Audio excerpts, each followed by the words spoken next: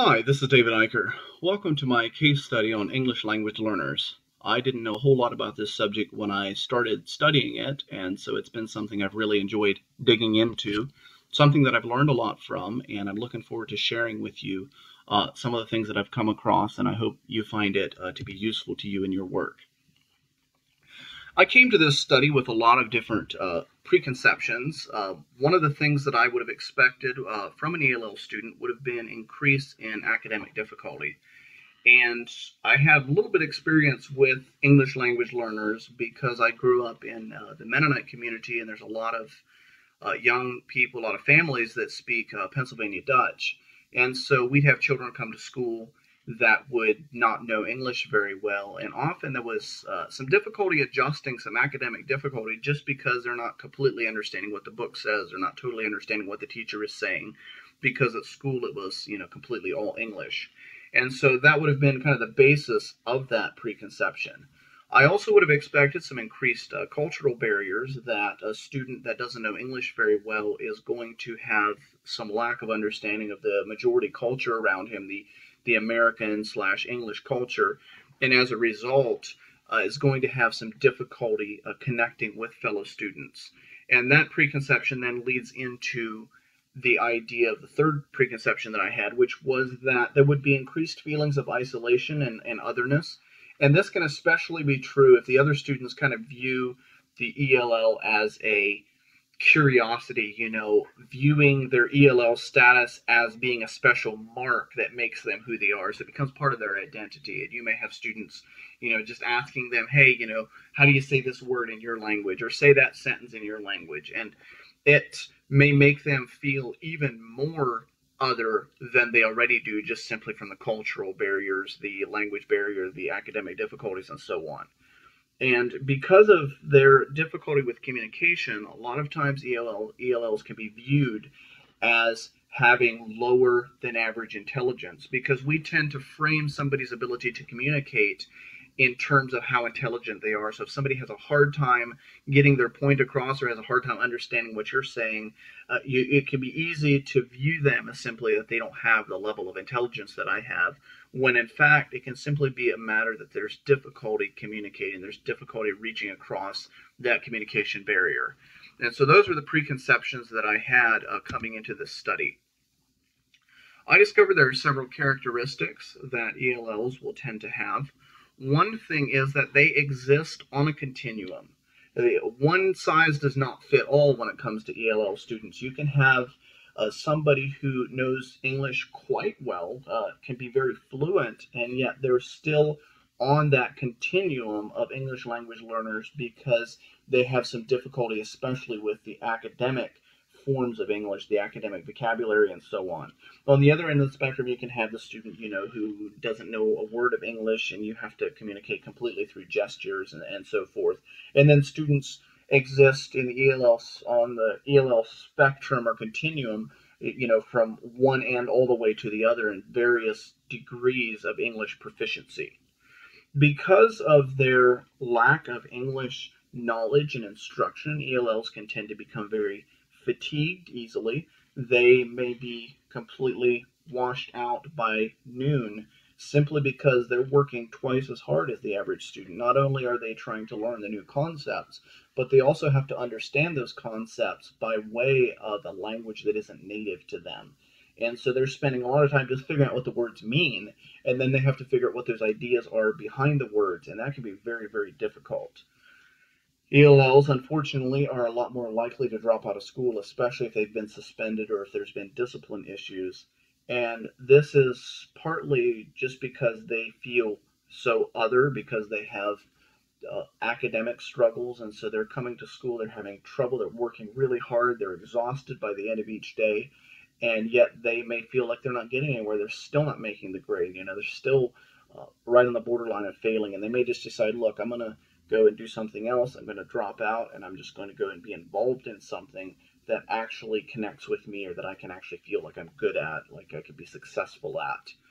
And then finally, ELLs have complex needs. They have a wide spectrum of who they are, what they what they need. And it's not just language instruction. We can't go in the classroom and think, wow, if we can just make sure that this child builds his or her English vocabulary, if we can just make sure this child is able to develop better English syntax and understand how the words work together, that's going to deal with the academic issues, that's going to deal with the cultural and the social issues.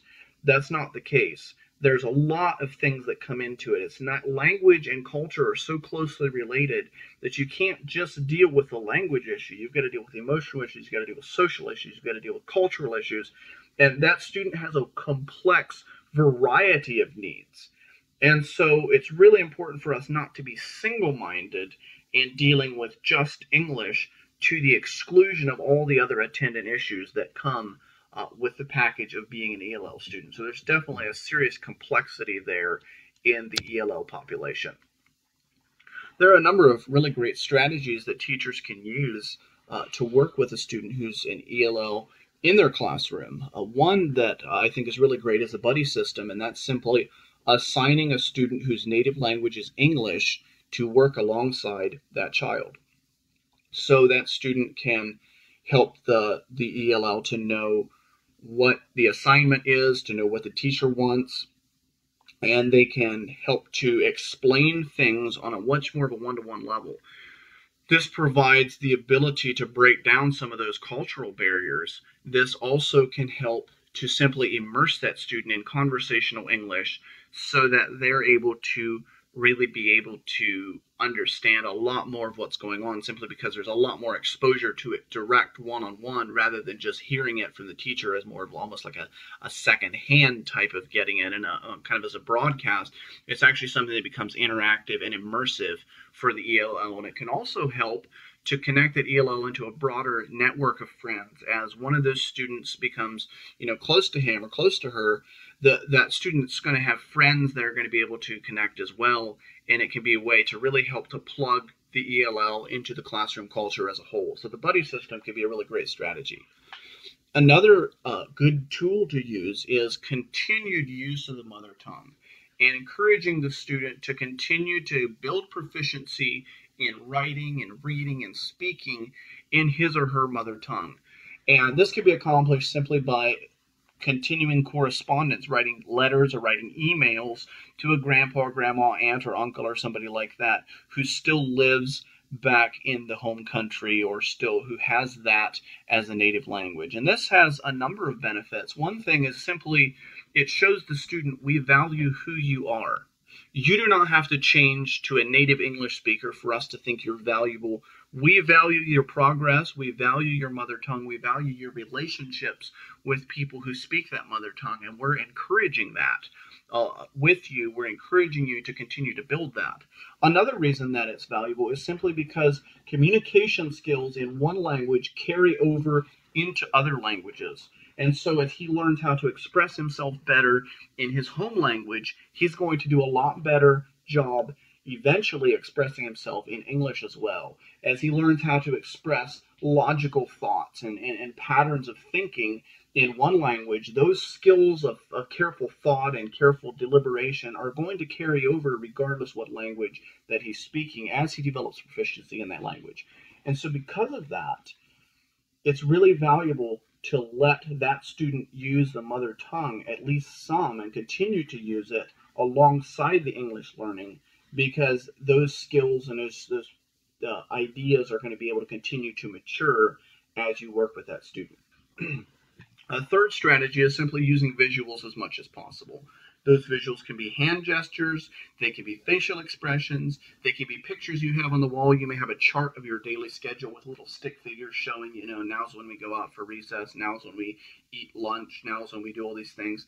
And that can really help the student to look at those pictures and start to connect. Okay, here's what's happening. Here's what these words mean. When the teacher says it's time for lunch and points at the picture of the little boy eating his sandwich, we realize, okay, this is the time we go and eat. And so there's actually the ability to use daily life to continue to teach language, as well as simply helping the student to be involved in the class discussion, the class work, and so on, and to move along with the schedule without continually just having to not be sure what's going on. So using lots of visuals to supplement can be helpful.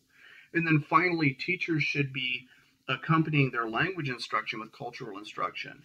And that is something that we do a little bit already with native speakers. For instance, we discuss the meaning of a word, and then we discuss how that word's used in different contexts. We discuss connotation as well as denotation. And I think we could just be a little bit more explicit with using that same type of teaching for the ELL, so they understand this is the type of greeting we use with this person, this is the type of phraseology that we use in another type of situation. And so they're starting to be able to understand how language and culture interface with each other, and it can really help to break down some of those cultural and social barriers. You should be able to expect several deviations with an ELL student from the average or the typical student in your class. They're going to have a lot more difficulty understanding multiple layers of meaning. If you make a play on words, they're likely not to get it because it requires such a deep, intuitive understanding of English. And a lot of times, a beginning English language learner is going to understand the basic level, but they're not going to understand the 3 or 4 possible meanings that a given word has, and be able to understand why is that funny, why was there that play of words, or to be able to read a book and find a word that is a homophone and realize, oh, this word can mean this in this situation, but it means something different in that situation. In the case study video has a prime example of this. It was the word bulb, and it was referring to a tulip bulb that they were planting in the ground. And the student knew what a light bulb was, but had difficulty understanding what a tulip bulb was, that it was a seed that's used to plant a tulip. And it was probably a little harder for him to grasp than it may be for just a native English speaker, because, you know, if we think of a light bulb, we think, well, it does kind of have the same shape. It kind of has the same, we can understand why that we would use the same word for both. But it's going to be a little bit harder for an English language learner without that broader understanding of the language to separate and tease apart those multiple layers of meaning. There's also going to be some difficulty extracting meaning from auditory language. And so as somebody is speaking, they may have a hard time as there's just a flood of sound coming at them. It may actually be a little easier for them to read something in a book at their own pace than to hear somebody talking, because we just simply pour on all that information. We pour on all that language all at one time. I saw this in my case study videos where the little boy is listening to an audiobook and he's following along in a print copy of the book. And while his fellow student is sitting next to him and she's avidly following the book, you can tell she's listening to the story as it's being played. And he at one point actually just takes his headphones off and kind of languidly pages through the book. Seems like for him that increased auditory input is increasing his stress, because it's so difficult to extract the meaning from it. It's just a flood of information, a flood of sound. And so you should expect that auditory language isn't actually going to be as easy to understand as you might think. And you may need to speak slower. You may need to realize you need to say it a few times so that the student is actually able to extract the meaning that needs to come out of it. And there's also going to be some difficulty understanding cultural references. And this can apply to just pop culture. Maybe the book or somebody in a discussion makes a reference to Star Wars or something, and this student may not be familiar with those type of cultural references. They may also have difficulty understanding ideas within a book. So they might be explaining, for instance, the boy that I was watching in a video, they're planting a garden, and he understands readily why somebody would need to wear a hat, because, and this is a little bit of assumption on my part, but his cultural background would be more in a hotter, more of a hot setting, climate-wise. And as a result, the value of a hat is going to be a lot more apparent. But the use of garden tools was a little bit more something that he was having a harder time clicking with. And so just because your two cultures do things differently, the student may have some difficulty understanding what is this story talking about, or why did they do that? Why did they say that? And making those connections. So you should expect difficulty even with cultural references and those kind of things, because the student does not have the same frame of reference that the rest of your class is going to have. So those are some of the deviations that you should be able to expect. Now let's talk about the professional implications. What does this mean for me in the classroom? What do we need to adjust? How can we take the information that we've learned and use that to make changes that are going to be helpful to our students in the future. One major adjustment that I needed to do to my preconceptions was this idea that fluency in English is the answer to the academic and social difficulties that come from being an English language learner. I was not aware that the continuum of English language learners was so broad. My view of an English language learner was someone who had very broken English, their syntax was mangled, they're having a hard time understanding or communicating at all. And my belief was if you could talk to somebody and they seem to be pretty able to converse, and you think, wow, he speaks fairly good English. I mean, yeah, there's a few spots where he might have a little trouble coming up with the word, but it's not too bad. He shouldn't have a whole lot of difficulty. And that really isn't the case. Academic English and conversational English are really two separate things. And a person can be very conversant in English and still not have that specialized vocabulary that's necessary to succeed in science or math or history or various other subjects that students are going to be encountering in school. And so we can't simply look at the student's conversational ability as a gauge of whether or not there's going to be academic and social difficulties, because there's those cultural issues and there's other things that are below the surface that we're also needing to address to make sure that this student can be successful. And so that's a major preconception that we need to be addressing as we work with these students. There are several ways that we can adjust classroom support. For one thing, ELL should be provided with as much native language support as possible.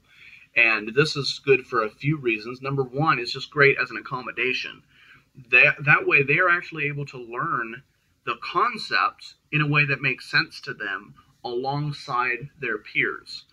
For the ELL, he's trying to learn how to do fractions or how to understand the scientific concept of photosynthesis.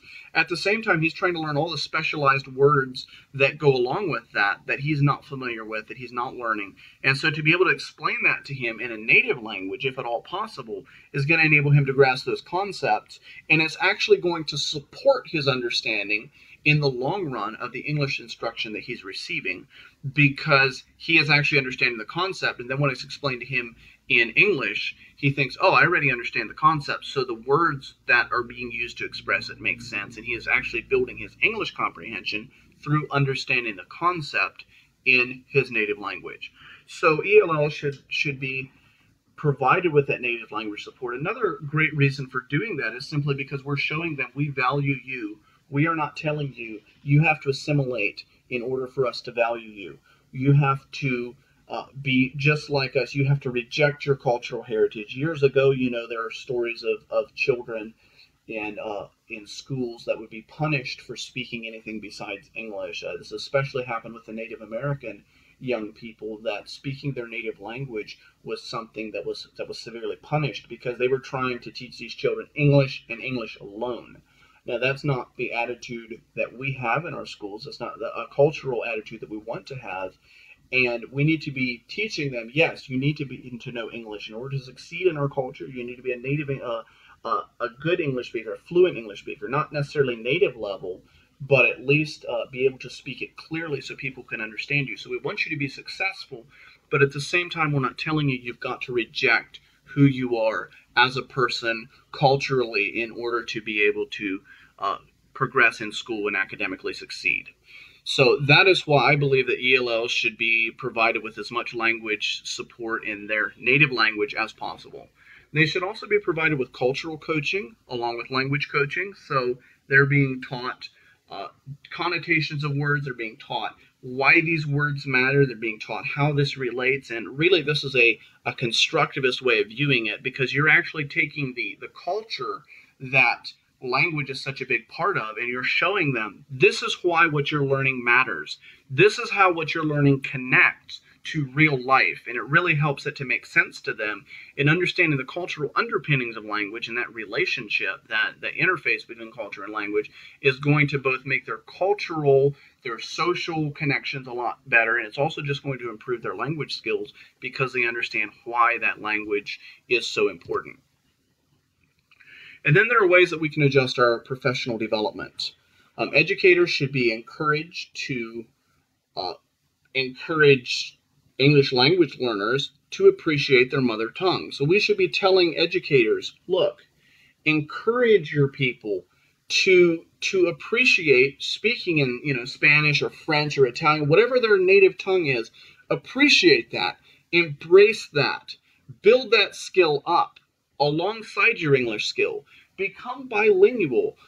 Be able to use both skills just as well, and be able to take the skills you've learned in expressing yourself in one language and apply it to another one.